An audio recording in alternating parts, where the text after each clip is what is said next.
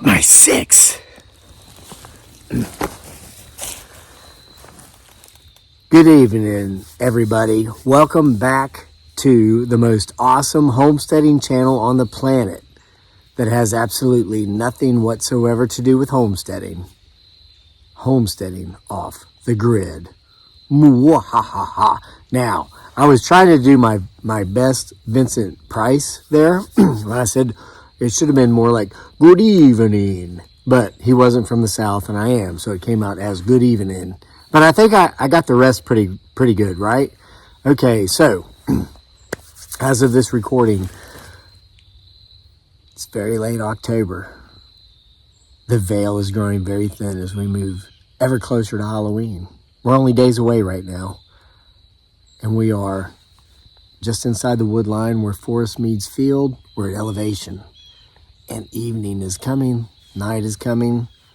Oh, the veil. It's so thin right now. And that brings me to this dilemma. I'm going to ask you a question. And I want you to comment in the comment section. After you've seen this video and you hear the question, you have a proper answer. So, you know, I'm the October storyteller, right? Proclaim those rights from posthumously Ray Bradbury, God rest his soul, by way of Jim Brown, who met his demise on this giant oak tree right behind me here. If you're like, what's this crazy guy talking about? Don't know what I'm talking about? You got to read the duology, brah. October Nights, Part 1 and Part 2. All these creepy Halloween October stories. So I came out here tonight to tell you another one. And it's like, I can't in good conscience tell you a story you've already heard. I can't in good conscience tell you a story you've already read, you know. And no, I didn't get a haircut. It's in a ponytail. And trigger alert. I'm about to take a sip of my ghoul, brah.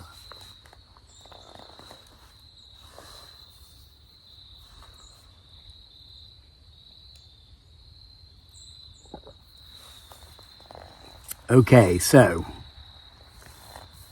I can't come out here in good conscience and tell you a story you've already heard. Talked about stuff you've already heard about, but listen, watch for what you may or may not have seen in the past. He, she, it, or they. And I'm not talking about the pronoun people. I'm talking about the mysterious creatures that may or may not live in the forest behind me. That's right. Potentially Bigfoot, Sasquatch. So if you see movement, if you hear any strange things, make sure to timestamp it. You never know who or what may or may not show up in the backdrop of these videos. All right?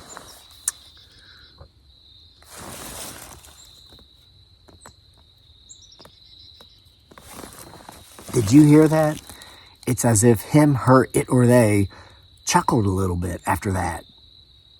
Like, sidebar. All right, so here's what's going on. I have all these stories that I've never told on this channel. And I have stories that I have written and that I have edited many times over a number of years. I mean, I'm talking 5th, 6th, 7th draft for some of these stories. You've never heard them. I've never told them to you. They've never been in print. They've never been published. And I've been holding off on them. And I think I might stop holding off on them. I think I might publish them.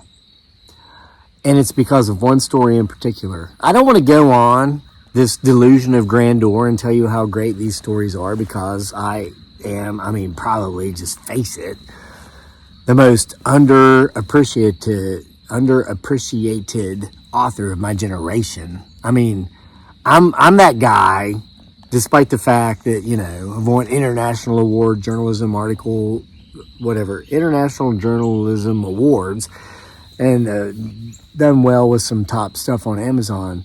Nobody is gonna really truly appreciate my brilliance until I'm gone. I get that. I don't care. But listen, because I'm fine, my needs are met, and that kind of leads us to this present dilemma. I believe the best piece of literature I've ever written, that's ever flown through these fingers, may never be known. It may never be told. It may never be read because I've not put it out there.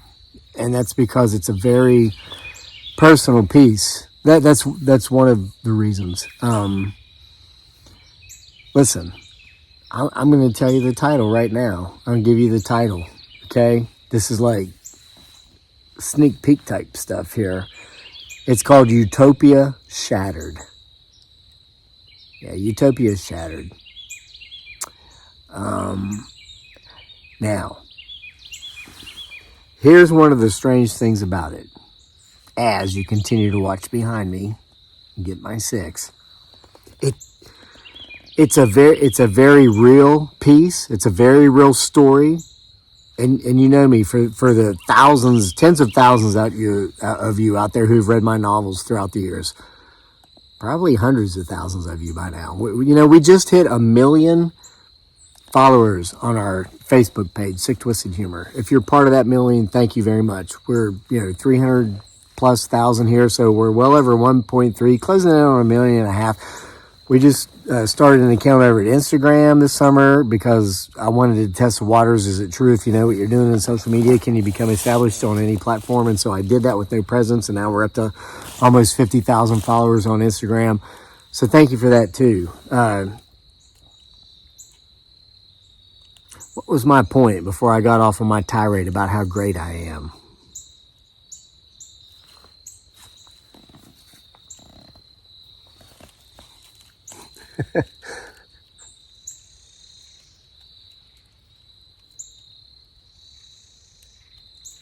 Did you hear that? I distinctively heard footsteps in the forest behind me.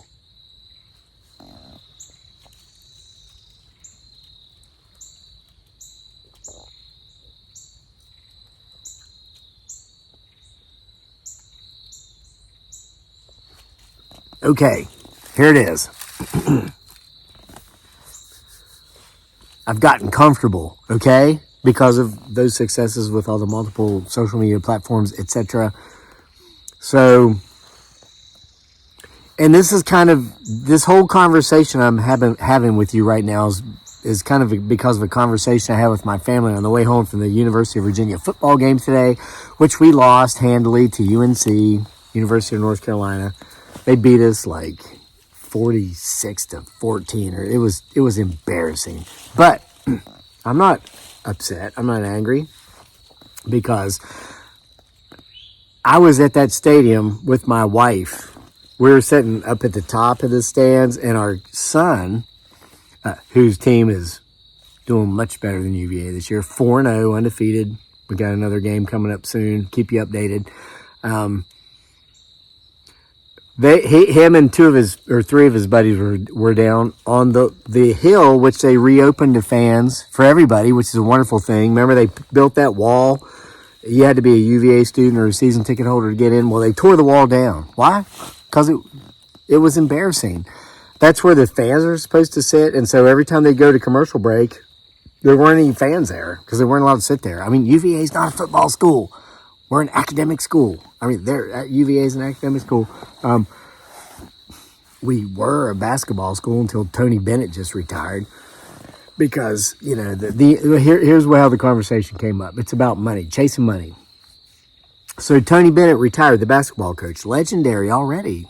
2019 NCAA National Champions Division I. Tony Bennett, I think 3 times NCAA Division I Coach of the Year, more than maybe 6 times, more than anybody that's currently coaching. Of course, he just retired.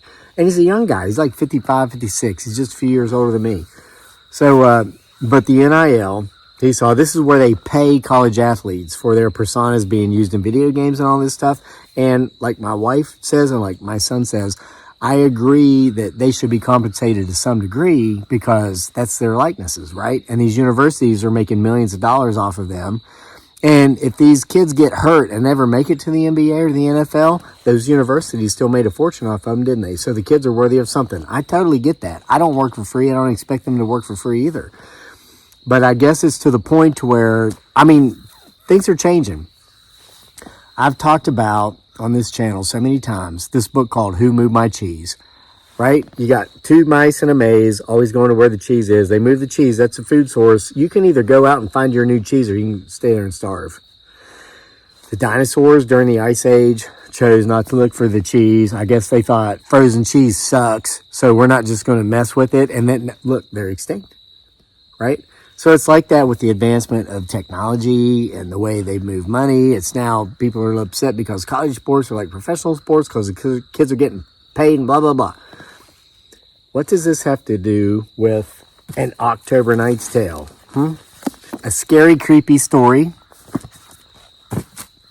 Trigger warning, you let me drink my gruel and I'll tell you. That just like landed there.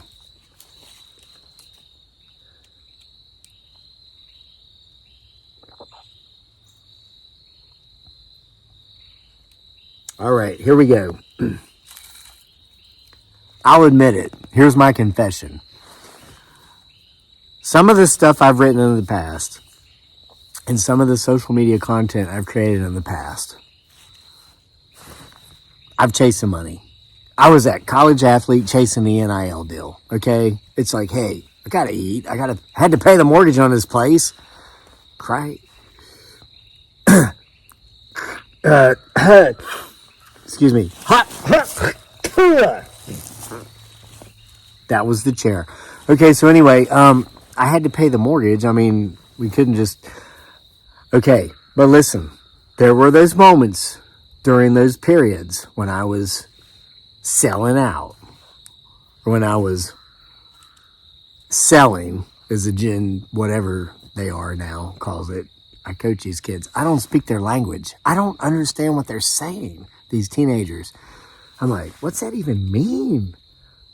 But whatever. Okay, so... But I am a real writer. I am a real artist. And you know this. If you've been here for the long term, I mean, you don't win international journalism awards and like get best-selling novels on Amazon because you're not like a writer. You know what I mean? I'm that guy. It's just for a number of years, it's like, wait a minute, I got bills to pay. So I kind of put some crap out there, right? Well, I mean, because it's sold, right? But listen, during that time, and I know you're thinking, oh, what a maggot. I can't believe you're confessing to this. Seriously? Do you not know any other, like, pop culture people that create music, literature, media, film that hasn't done the same thing? Because you have bills, right? But here's what you don't hear from those folks that I'm kind of coming at you with now. I wrote something during that time that I never put out there because it wasn't marketable. For about a 3-day window, it could have made a fortune, but it wasn't written yet because it took that event to create this work.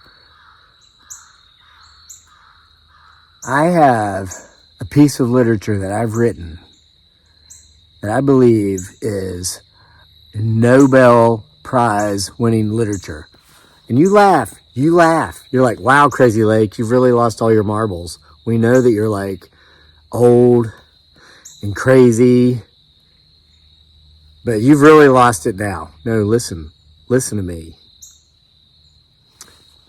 Ernest Hemingway, Old Man in the Sea. That was not a novel. That was like not, I don't even know if it's a novella. I think it's like 20,000 words, which is what it takes to be a novella. One of the greatest pieces ever. I mean, and that was a Nobel Prize winning piece of literature.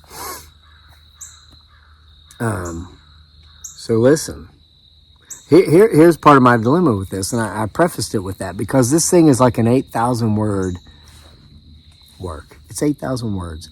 And so I wrote this and it was raw and it was real and it was from the soul. It's the only real thing I've written in since the lunatic. And when was that? 2020. So it's like almost 5 years. This is the only thing real in the last 5 years I've written. Even the crows can respect that and shut the letter F up. All right. So,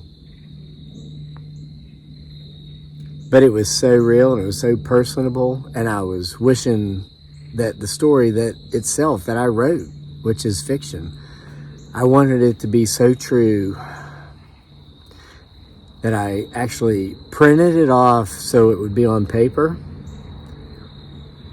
And I put it in a pillowcase, and then I took the thumb drive that I'd saved this draft on while working on it on this laptop, because I never saved it to the cloud, because I'm freaking 50, brah. I'm old. I'm a Gen Xer. I mean, okay, I do everything in the cloud now, but I was at that transition mode, so I didn't save it to the cloud. It was on a laptop and a thumb drive and on paper in a pillowcase. I think I just swallowed a bug. No, I'm fine. Just wait.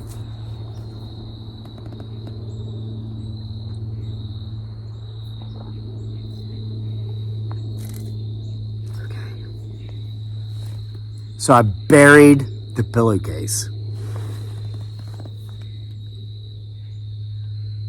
Where? Somewhere here on my property, of course, so it would be safe. I destroyed the thumb drive, smashed it with the same sledgehammer I used to smash the laptop. And again, I didn't save it to the cloud. So here's what I'd have to do if you guys want to hear the story. And this is what I'm asking you. Please comment. Did you hear that loud, distinctive tree knock?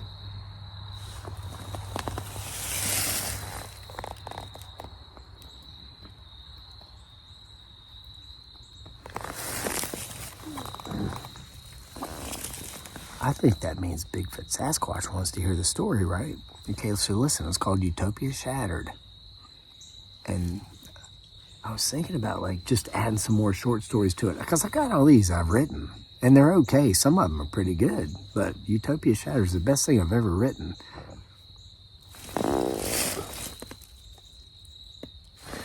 Something's closing in on us, so let me know. You want to hear it? You want to hear that story? Yay or nay? Yes or no? I think I could make it happen by Christmas. I think I could go in there. Well, I have to find it. You know what? I got faith in this story. I think I remember where I buried it. I'm not quite sure, but I think I do know. I'm going to go look for it. Let me know what you think. You want to hear it? Utopia Shattered? Yes or no? See you for more next time. Bye. From the most awesomest homesteading channel on the planet. It's got nothing to do with homesteading off the grid. Bye-bye.